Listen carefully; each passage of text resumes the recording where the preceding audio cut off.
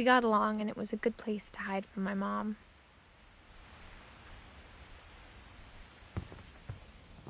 Her room was like a museum. For 500 years, the Finches have been famous throughout Norway for their fortune and misfortune.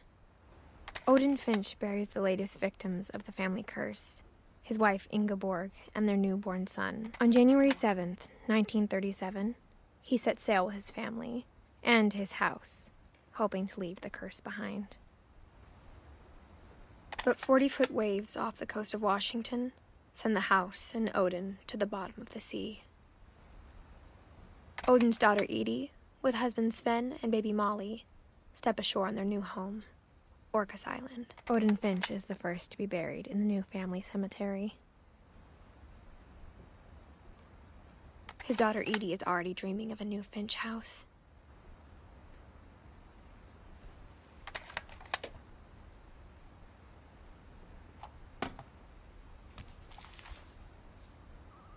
Whatever's wrong with this family, it goes back a long ways.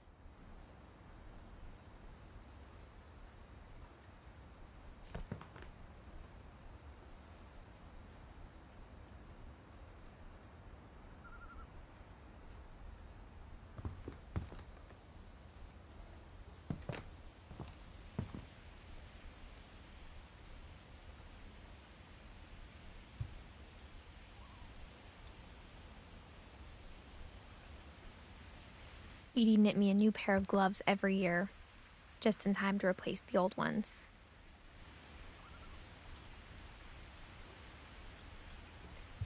Louis died a week before we left, but Edie had already started to memorialize him.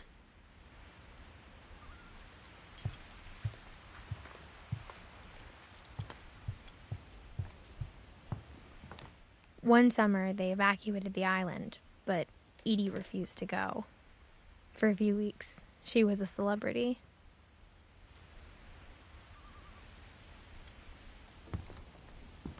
When Edie told people Sven was killed by a dragon, she could also have said he was building a dragon-shaped slide that collapsed. She could have, but she didn't. Even in her 90s, sometimes Edie seemed a lot younger than my mother.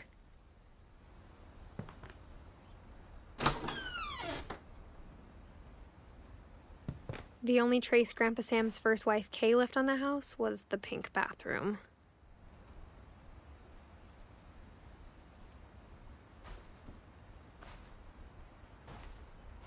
It was a pretty big trace.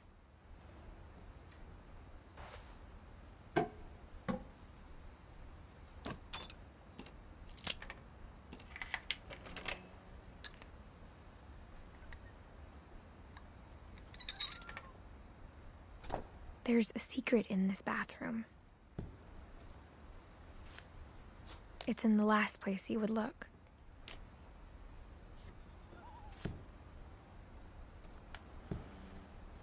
It isn't in the cupboard.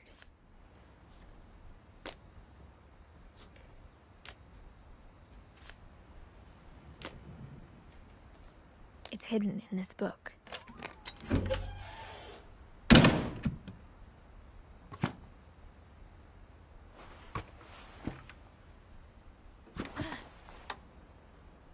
Sven gave Sam an old camera he'd refurbished. He never put it down.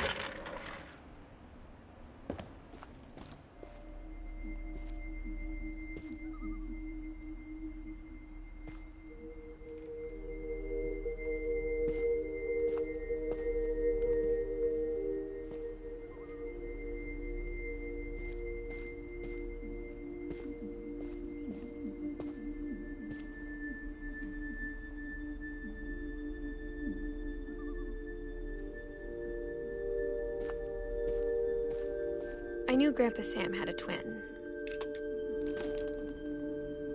and that he never talked about him.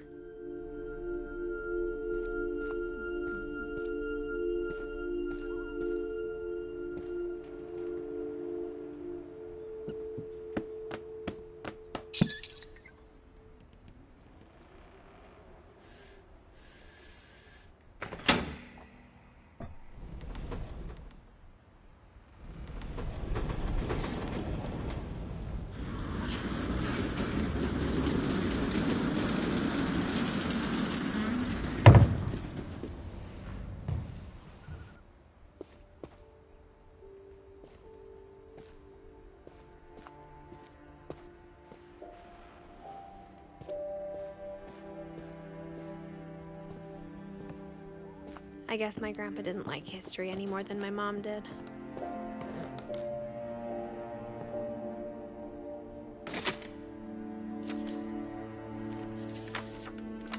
How I Want to Remember My Brother by Sam Finch. The thing I remember is that when he made up his mind, that was it. My brother said he'd die before he ate another mushroom, and he did. At Barbara's funeral, we swore we'd never be afraid again, and he wasn't. I think Calvin always wanted to fly. Sam! Calvin! Dinner's ready! Coming! But that day, he finally made up his mind to do it.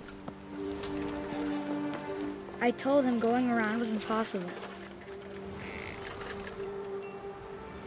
Maybe if I hadn't said that. Calvin! I'm not gonna tell you again! Maybe if the wind hadn't picked up. Then maybe he'd still be here. But I doubt it. I think he'd already made up his mind. That's what I want to remember about my brother.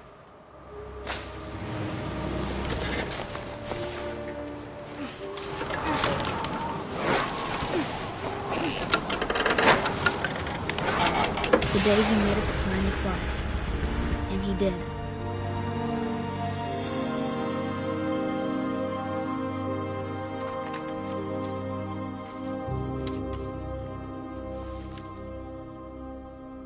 Calvin's story felt strangely familiar. When I was younger, I remember trying to do the exact same thing.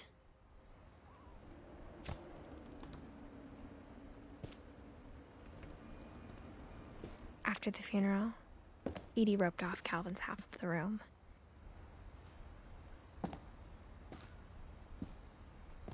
Mom said Grandpa Sam enlisted at 18 and never set foot in the room again.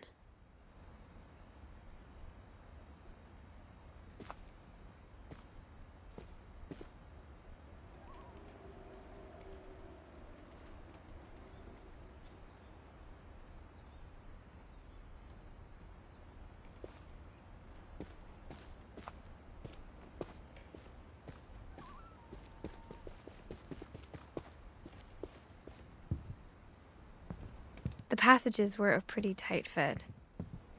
They'd obviously been built for smaller hands and bellies.